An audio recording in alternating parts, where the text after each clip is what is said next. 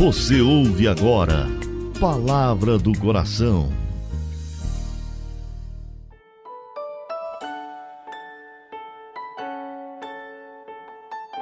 Em nome do Pai, do Filho e do Espírito Santo. Amém. Santo anjo do Senhor, meu zeloso guardador, se a ti me confiou a piedade divina, sempre me rege e me guarde, me governe e me ilumina. Amém. Quero acolher você nesta quarta-feira, 13 de janeiro.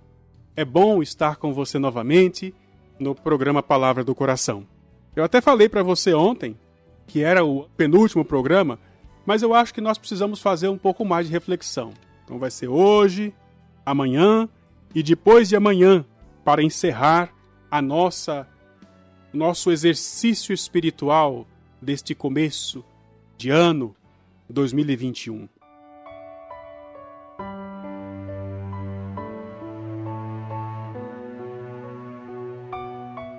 Ontem eu falava a respeito da secura espiritual. Eu e você precisamos entender que a secura espiritual não é sempre um castigo, uma correção. Mas muitas vezes a secura espiritual é disposição de Deus para o nosso maior bem, para nos conservar humildes, para que São Paulo não se tornasse vaidoso com as graças que tinha recebido. O Senhor permitiu que ele fosse molestado com tentações. Ele mesmo fala na segunda carta aos Coríntios, capítulo 12, versículo 7.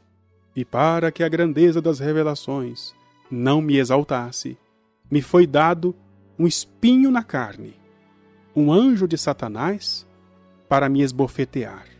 Então veja, aquele que reza, aquele que ora a Deus com espiritual doçura, com gozo espiritual, faz pouco.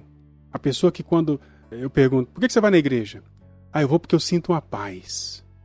Essa pessoa não está agradando a Deus. Na verdade, está agradando você.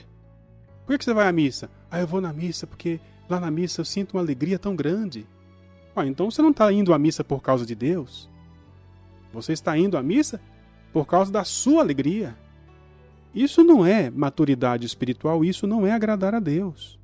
Percebe aqui, então, que é preciso a gente pensar um pouco sobre o que nos faz permanecer, inclusive no serviço de Deus. Você pode, inclusive, pensar comigo. Uma pessoa que vai sempre na sua casa quando tem festa, quando tem pernil assado, quando tem churrasco, mas na hora que está faltando comida nem aparece lá, essa pessoa gosta de você? A mesma coisa é a vida espiritual. A pessoa que só persevera nas coisas de Deus quando está tudo bem. Só vai à missa, à igreja, ao trabalho pastoral, porque sente algum tipo de consolo espiritual. A gente conhece os verdadeiros amigos na penúria. Deus conhece os seus fiéis servos por meio da provação, por meio da secura espiritual. Quando Deus manda esse tempo de aridez, que São João da Cruz chamou de noite escura da alma, quando Deus permite isso, é para, de fato, conhecer os seus verdadeiros amigos. Um santo que sofreu muito a secura espiritual na oração foi conversar com o seu diretor espiritual, um outro santo, e ele falou assim: olha, quando o inimigo tentar você para deixar a oração, você tem que responder assim: eu decido-me a permanecer na oração pelo amor a Jesus Cristo, mesmo que seja algo que me custe mais do que eu imagino. Essa deve ser a resposta que a gente precisa dar quando formos tentados a parar de rezar, quando parece que a oração é perda de tempo. Nessa hora você tem que falar assim: aqui estou para agradar a Deus. O São Francisco de Sales diz que se nós nada mais fazemos quando rezamos do que afastar as distrações e tentações, significa que estamos rezando bem. Aquela pessoa que no tempo da secura espiritual persevera na oração, receberá de Deus maiores graças do que aquele que reza sempre com gosto, com prazer espiritual. Eu aprendi muito cedo que a pior oração é aquela que eu não faço. Isso tudo ficou muito concentrado naquela música É Preciso Orar. Quem abandona a oração abraça a tentação.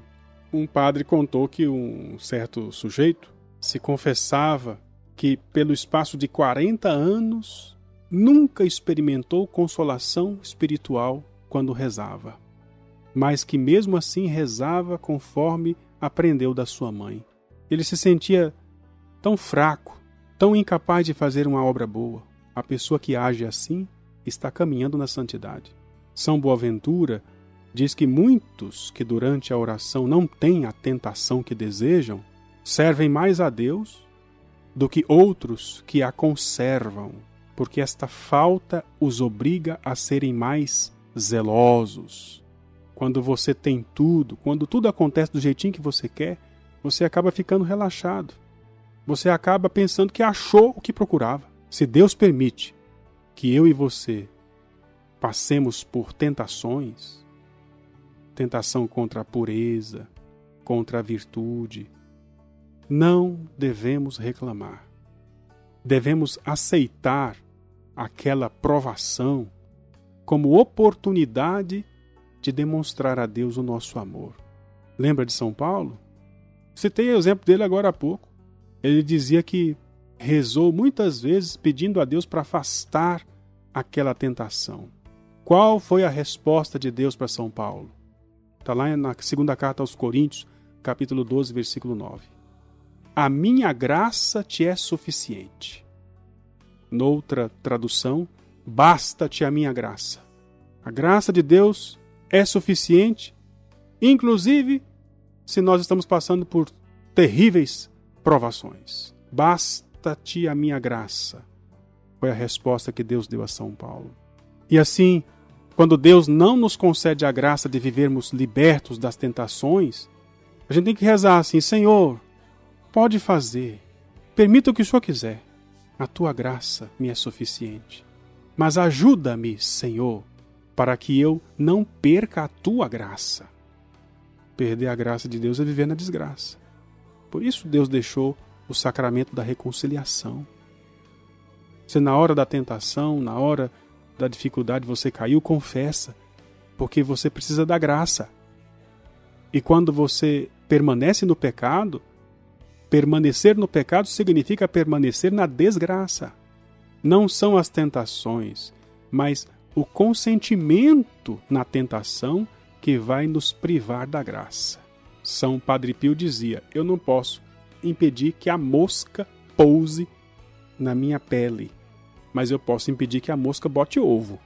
A mosca veio, toca a mosca. A mesma coisa é a tentação. Tentação vem, você consente com a tentação, começa a pensar, aceitar, discutir, conversar com a tentação, pronto. É como a mosca que botou ovo. E ovo de mosca vira uma desgraça depois, hein? Quando resistimos às tentações, a gente se torna mais humilde. E acabamos por merecer mais favores do Senhor. Aprendemos a recorrer a Deus com mais frequência. E conseguimos ficar longe da possibilidade de ofender a Deus. Deixa eu rezar por você agora.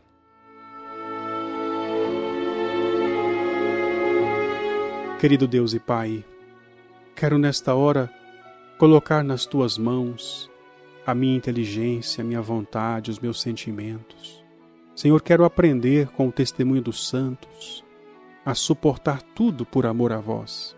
Eu estou pedindo agora, Senhor, pelas pessoas que estão passando pela secura espiritual e que hoje precisam aguentar, precisam perseverar.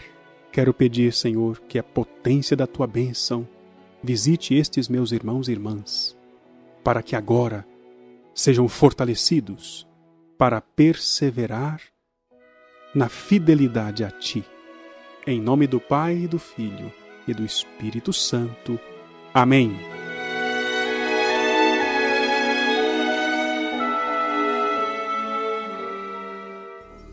Você ouviu Palavra do Coração.